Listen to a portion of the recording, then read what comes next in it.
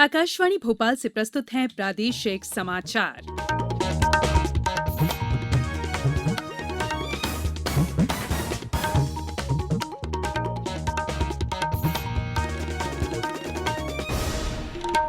नमस्कार, समाचारों के साथ मैं संयुक्ता बैनर्जी। पहले मुख्य समाचार।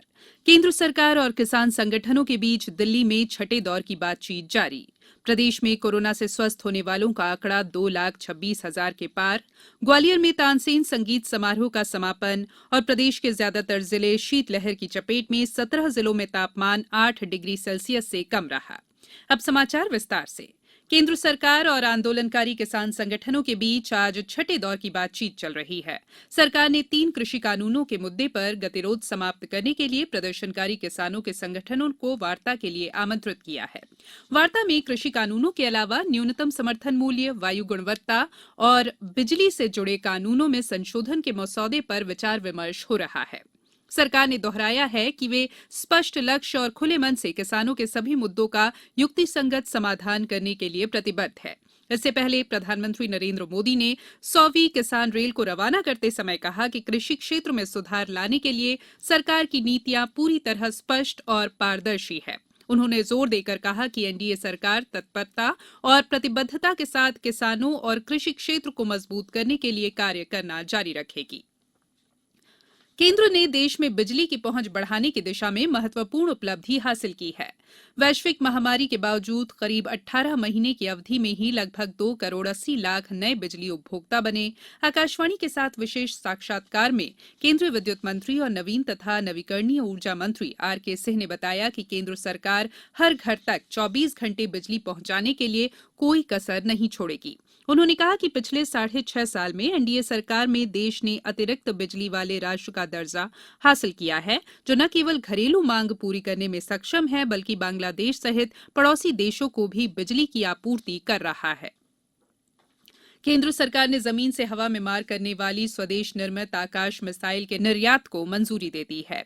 प्रधानमंत्री नरेंद्र मोदी की अध्यक्षता में आज मंत्रिमंडल की बैठक में यह फैसला लिया गया। इसके साथ ही रक्षा निर्यात प्रक्रिया में तेजी लाने के लिए एक समिति गठित करने का भी निर्णय लिया गया। रक्षा मंत्री राजनाथ सिंह ने इसका स्वागत करते हुए कहा है कि इससे देश को रक्षा निर्यात से आमदनी बढ़ाने में मदद मिलेगी। उन्होंने कहा कि आत्मनिर्भर भारत अभियान के तहत बड़ी तादाद में कई तरह के रक्षा उपकरण और मिसाइलें देश में बनाई जा रही हैं। रक्षा मंत्री ने कहा कि सरकार ने उन्नत किस्म के रक्षा उपकरणों के निर्यात पर जोर देते हुए $5 अरब के रक्षा निर्यात का लक्ष्य रखा है। उन्होंने कहा कि आकाश मिसाइल के निर्यात को मंजूरी मिलने से कई अन्य रक्षा उपकरणों के निर्यात का रास्ता भी खुलेगा। राज्य में अब तक 2,26,904 मरीज कोरोना को मात देकर अपने घर पहुंच चुके हैं। इनमें 1,122 मरीज मंगलवार को स्वस्थ हुए। अब प्रदेश में कोरोना के सक्रिय प्रकरण 9,595 है। सीहोर जिले में पिछले 24 घंटों के दौरान 5 व्यक्तियों की कोरोना जांच रिपोर्ट पॉजिटिव प्राप्त हुई है। वर्तमान में सक्रिय मरीजों की संख्या 90 है। जिले में अब तक 2,500 से ज्यादा कोरोना संक्रमित स्वस्थ हो चुके हैं। देवास जिले में 9 नए मामले सामने आए हैं, वहीं 8 कोरोना मरीज स्वस्थ हुए हैं। जिले में सक्रिय मरीजों की संख्या 64 है। खंडवा से समाजसेवी अनीता सिंह ने कोविड-19 की रोकथाम के लिए चलाए जा रहे जन आंदोलन का समर्थन करते हुए लोगों से गाइडलाइन का पालन करने की अपील की है कि जब तक वैक्सीन नहीं आती तब तक कि जो मास्क है वही आपकी वैक्सीन का काम करेगी, क्योंकि इसके अलावा कोई और उपचार है ही नहीं। दूसरा है सोशल डिस्टेंसिंग, आप 2 गज की दूरी बनाकर रख सकते हैं, ये आपकी सुरक्षा के लिए है। और तीसरा है हैंड सैनिटाइजर, आप यदि कहीं भी जाते हैं तो अपने साथ में हैंड सैनिटाइजर लेकर जाइए। तो आप इन तीनों चीज़ों का यूज़ करके इससे काफ़ी हद तक बचा जा सकता है। केंद्र सरकार ने ब्रिटेन से आने और जाने वाली उड़ानों पर लगी अस्थायी रोक 7 जनवरी तक बढ़ा दी है। नागरिक उड्डयन मंत्री हरदीप सिंह पुरी ने कहा कि इस अवधि के बाद उड़ानें फिर शुरू होने पर कड़े नियमों का पालन किया जाएगा। इस बारे में विस्तृत जानकारी की घोषणा शीघ्र ही की जाएगी। इससे पहले ब्रिटेन से भारत आने वाली सभी उड़ानों पर 31 दिसंबर तक रोक लगा दी गई थी। स्वास्थ्य मंत्रालय ने नागरिक उड्डयन मंत्रालय से सिफारिश की थी कि ब्रिटेन से भारत आने वाली उड़ानों पर रोक की अवधि 7 जनवरी तक बढ़ा दी जाए। कोविड-19 से बचाव और सुरक्षित रहने के 3 उपाय। मास्क लगाएं, 2 गज दूरी है जरूरी, सुरक्षित दूरी रखें, हाथ और मुंह साफ रखें। ब्रेक के बाद बुलेटिन में एक बार फिर आपका स्वागत है। प्रतिष्ठित तानसेन समारोह की आखिरी सभा संगीत सम्राट तानसेन की जन्मस्थली बेहट में सजी। इसके साथ ही प्रतिष्ठापूर्ण संगीत समारोह संपन्न हो गया। बेहट में सजी तानसेन समारोह की सभा का शुभारंभ पारंपरिक रूप से स्थानीय संगीत संस्थाओं के ध्रुपद गायन से हुआ। अष्टम संगीत सभा में पहले कलाकार के रूप में पंडित जगत नारायण शर्मा का पखावज वादन हुआ। देश की जानी मानी ध्रुपद गायिका सोमबाला सातले कुमार ने राग मदमादी सारंग में ध्रुपद गायन कर रसिकों को मंत्रमुग्ध कर दिया। इसके अलावा ग्वालियर घराने के उदयमान ख्याल गायक हेमांग कोल्हटकर ने गायन प्रस्तुत किया। प्रदेश के पशुपालन मंत्री प्रेम सिंह पटेल ने सागर जिले के ग्राम रतौना में राष्ट्रीय गोकुल मिशन के अंतर्गत 9 करोड़ 70 लाख की लागत के पशु प्रजनन प्रक्षेत्र और 5 करोड़ रुपए की लागत के कृषक और कृत्रिम गर्भाधान प्रशिक्षण संस्थान तथा छात्रावास भवन, प्रशासनिक भवन और शेड का लोकार्पण किया। मिशन के अंतर्गत ये प्रदेश का पहला केंद्र है। मंत्री ने इस अवसर पर 16 गौशालाओं के संचालन के लिए 14,70,000 की राशि के चेक भी स्व सहायता समूह की महिलाओं को वितरित किए। अब बात मौसम की।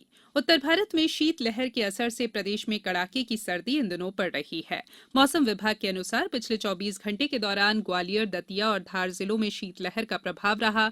कई जिलों में पाला भी पड़ा है। जिलों में प्रदेश की राजधानी भोपाल सहित 17 जिलों में तापमान 8 डिग्री सेल्सियस से कम रहा। प्रदेश में सबसे कम तापमान 3 डिग्री सेल्सियस दतिया में दर्ज किया गया। मौसम विभाग ने कहा है कि हिमाचल, कश्मीर और उत्तराखंड में बर्फबारी के बाद अब वहां बर्फ पिघलने लगी है। बर्फीली हवा सीधे पहुंच रही है, जिसके कारण मौसम बेहद सर्द हो रहा है। आज भोपाल, ग्वालियर, चंबल संभागों, उज्जैन और धार जिलों में शीतलहर चलने का अनुमान है। सीहोर जिले में बीते 24 घंटे में कड़ाके की सर्दी और चल रही सर्द हवाओं ने लोगों के जनजीवन को प्रभावित किया है। जिले में स्थित मौसम विज्ञान केंद्र से मिले आंकड़े के अनुसार आज सुबह दिन का तापमान गिरकर 20 डिग्री से नीचे आ गया। वहीं रात का तापमान भी 2 डिग्री गिरकर 4.7 डिग्री रिकॉर्ड किया गया है। सतना से मिले समाचार के मुताबिक जिले में उत्तर भारत की तरफ से आ रही बर्फीली हवाओं के कारण दिन रात के तापमान में गिरावट देखी जा रही है। जिले में न्यूनतम तापमान 9.4 डिग्री दर्ज किया गया। वहीं जिले में ठंड के साथ साथ कोहरे का कहर भी बढ़ता दिखाई दे रहा है। अब कुछ समाचार संक्षेप में। आयकर रिटर्न भरने की तारीख 10 दिन के लिए यानी 10 जनवरी तक बढ़ा दी गई है। पहले 31 दिसंबर की तारीख तय थी। देवास जिले में 11 जनवरी से 13 फरवरी के बीच दस्तक अभियान के अंतर्गत 5 वर्ष तक के बच्चों में गंभीर कुपोषण, गंभीर एनीमिया, निमोनिया, दस्त, जन्मजात विकृतियों और अन्य बीमारियों की पहचान कर इलाज का प्रबंध किया जाएगा। बेटी बचाओ बेटी पढ़ाओ अभियान के अंतर्गत बुरहानपुर में उत्कृष्ट सुभाष हायर सेकेंडरी विद्यालय में छात्र छात्राओं का संवाद कार्यक्रम संपन्न हुआ। श्योपुर में आज विश्व हिंदू परिषद द्वारा शोभा यात्रा निकाली गई और राम मंदिर निर्माण के लिए निधि संग्रहण किया गया। खंडवा जिले में निषेधाज्ञा लागू करते हुए बिना अनुमति के धरना, प्रदर्शन व जुलूस कार्यक्रमों के आयोजनों पर प्रतिबंध लगा दिया गया है। खंडवा के अलावा हरसूद, पंधाना, मूंदी और ओमकारेश्वर नगरों में भी निषेधाज्ञा प्रभावी रहेगी। सीहोर जिले के नसरुल्लागंज के 15 किसानों ने एक अनाज व्यापारी द्वारा फर्जी चेक देकर 73 लाख रुपए की ठगी के संबंध में पुलिस में शिकायत दर्ज कराई है। शिवपुरी जिले में पर्यटन निगम द्वारा संचालित होटल में 31 दिसंबर यानी कल कोरोना गाइडलाइन का पालन करते हुए कार्यक्रम आयोजित किया जाएगा। पन्ना जिले में पुलिस ने छतरपुर जिले की तरफ से नदी पार करके ट्रैक्टर ट्रॉली से अजयगढ़ की ओर लाई जा रही अवैध शराब जब्त की है। और राजगढ़ जिला कलेक्टर ने आज ग्रामीण क्षेत्रों में स्वास्थ्य और महिला बाल विकास विभाग की सेवाओं का जायजा लिया।